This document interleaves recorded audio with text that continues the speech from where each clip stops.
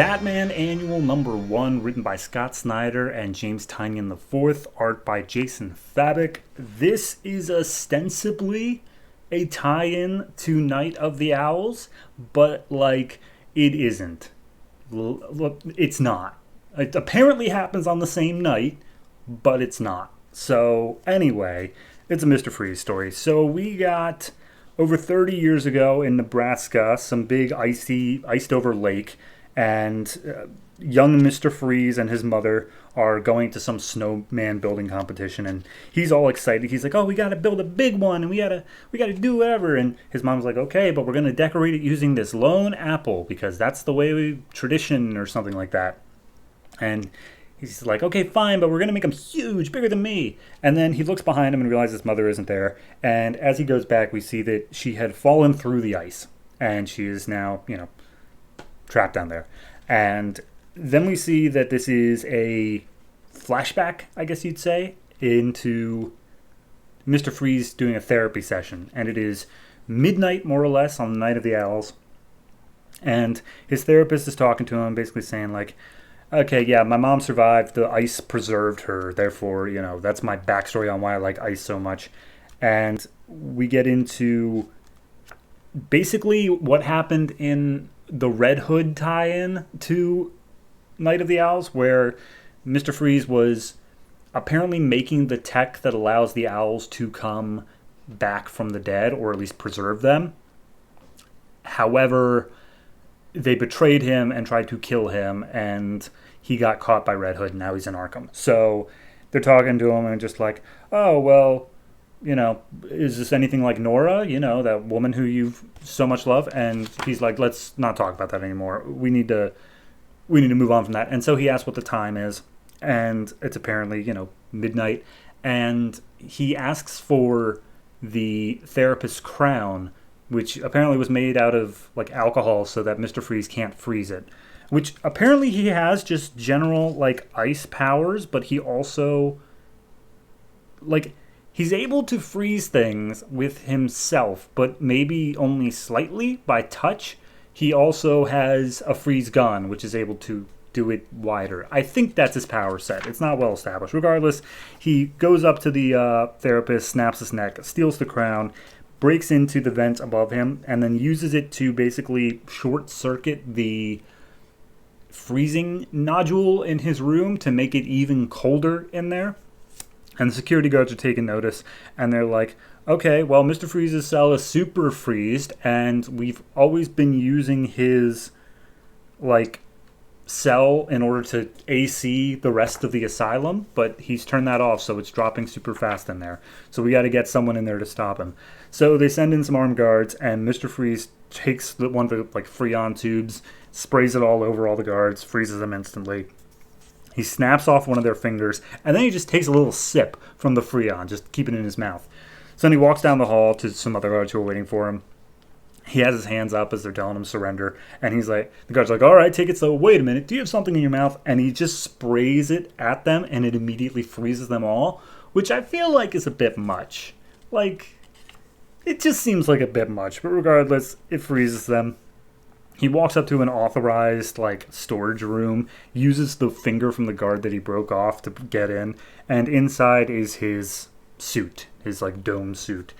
So then he breaks out using some food services truck, and he's on his way to the Iceberg Lounge. And he breaks through the front door with the food truck, steps out, and Penguin's immediately like, "Dude, I thought we were cool. I thought we were friends. Why did you come here? The cops are obviously right behind you. Why did you wreck my place?" And Freeze is like, "Hey, so yeah, we're cool. I did this so that you can pass it off to the police as a robbery. So, I broke in here and I stole some of your money, and you could just tell them that, and I'm sure you'll be insured for whatever." And he's like, "All right, yeah, that tracks. Yeah, no, totally cool. So, what's going on?" And he basically, first off, Freeze threatens Cobblepot, and it's like, "Did you know that if a bird freezes even the smallest bit of its toe, it will die? I know this because I did a lot of freezing experiments. So you want to know what I'm after? I'm after my freedom. I'm getting out of Gotham because owls and bats, they all suck. I'm grabbing Nora and we're leaving Gotham. And Cobblepot's like, all right, cool. Here's your gun. Kept it safekeeping for you. And as he's about to leave, Cobblepot's like, oh wait, you probably should take care of a few guys if it's supposed to look like an actual robbery. So Freeze just casually kills a few of Penguin's henchmen because they're both dicks. So then we get a flashback to 6 years ago when Bruce Wayne first met Victor Freeze, and he was a cryogenic tech at Wayne Tower Laboratories, and basically he was just going on and on. He's like, I am doing so much incredible work here on bringing back these cryogenically frozen people. And Bruce Wayne's like, I thought I shut that down. Did I not shut that down? I thought that we were working on some other stuff. And Victor's like, oh, but we can do both. We can work on the other stuff and work on this. I'm making great strides. And he's like, yeah, all right, look, I'll let you keep going, but you're going to be under close examination because I don't think this is a good place to spend money. And he gets all emo about that. And Bruce tries to apologize, but he's like, look, sorry, bye. So then Victor walks over to one of the cryogenic pods, and we see that it is Nora, the woman that he loves. And he's like, I will bring you back. I will. It will not take much longer, my love. I will wake you up like a princess from a storybook. And so he makes his way back to the same cryogenic pod in Wayne Tower. And when he wipes off like the condensation, he sees that it's some random ass dude in there. And he's like, oh, Bruce Wayne just messed up my night. And then he looks behind him and he sees Nightwing and Damian, Robin. And they're basically just like, yeah, no, we moved her months ago. Or, Bruce Wayne did. And the only reason we haven't moved all these people is because not a lot of places want to take human icicles. So he's just like, look, tell me where Bruce Wayne is, tell me where Nora is, and I will not kill you both. He's like, yeah, that's not going to happen. So fight scene happens. Dick gets encased in ice briefly. Damian jumps over and tries to tackle Mr. Freeze, but he gets like a hand on his wrist, and as such it starts freezing it and like giving it frostbite. And he's like, tell me what I need or else I'm going to break the boy's hand off. And over the intercom, Bruce Wayne talks, and he's like, let him go, Victor. I'm up in the penthouse and I have Nora up here. So he drops Damian. Nightwing starts breaking his way out of the ice, and they're like, should we follow him? He's like, nah, Batman wants to take care of this one-on-one. So back to the flashback. Victor's finally got a compound that he's willing to test out to bring back Nora. And as soon as he's about to, Bruce steps in. He's like, no, you're not going to do that.